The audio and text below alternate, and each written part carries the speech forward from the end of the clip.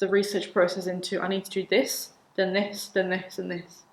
And seeing it broken down into smaller aspects enabled me to understand what I need to do before I can almost level up to the next section. So first thing I had to do is I sat down with my supervisors and I talked through what is required from me at the end. There were some milestones that I had to reach, which were, you know, some documentations and things like that. But the way I made it work was having a to-do list, and these were very small to begin with, anything from tiny tasks to a really big task. And I really understood why I needed to complete those tasks. So just because it said, you know, complete an ethics form, there was a reason why I needed to complete the ethics form, and I really needed to make sure that I understand that. And then I think there is always a research process in there. So you have an idea, you have a protocol, you have an ethics form, and then once that's approved, then you collect data and this and that. So there are these steps for me that followed one from another, and I knew I had to complete one before I moved on to another one. And I knew that I had the support and guidance if I needed to, but at the end it was down to me. And I think really understanding that from the beginning, that this is my project, and yes, I have supervision panel, but actually they are just there to make sure that I don't go off the track, and they will not do this for me. This is my project. And understanding that, and then being able to manage my supervisors and say, this is what I'm doing, and this is why. And sometimes they said, oh yeah, that's great, okay, you go ahead, great, continue. And sometimes they said, are you sure?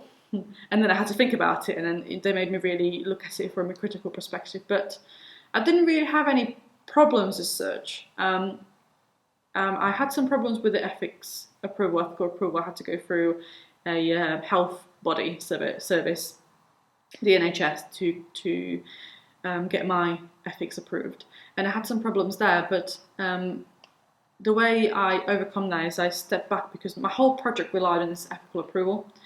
And I couldn't get it in the timescale that I thought I would. So what happened is my timescale had just crumbled, and I thought, when I looked at the timescale, I thought, well, by this time I should have been collecting data, and I haven't even got my ethics yet.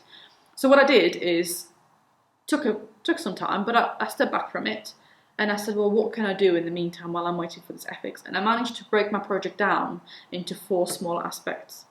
And 2 of those aspects required that big ethical approval, and 2 of them only needed small ethical approval. So I took 2 other aspects to another ethical board, which wasn't the big health body one, and I managed to work on that in the meantime. So the research process has changed, I guess. It went from having very clear, almost boxes, steps, step 1, step 2, step 3, step 4. And then later, as I was going through it, I've done step 1, I came to step 2, and all of a sudden there was step 2A, 2B, 2C, 2C, and 2D. But it helped me going, and I knew that at the end of it, step 4 or 5 or 12 or 15 was the final step, and I always knew what that final step was, and I always knew that I was working towards it. But it was just understanding those elements and how they come together, and also how to achieve them and how to continue working towards the next one.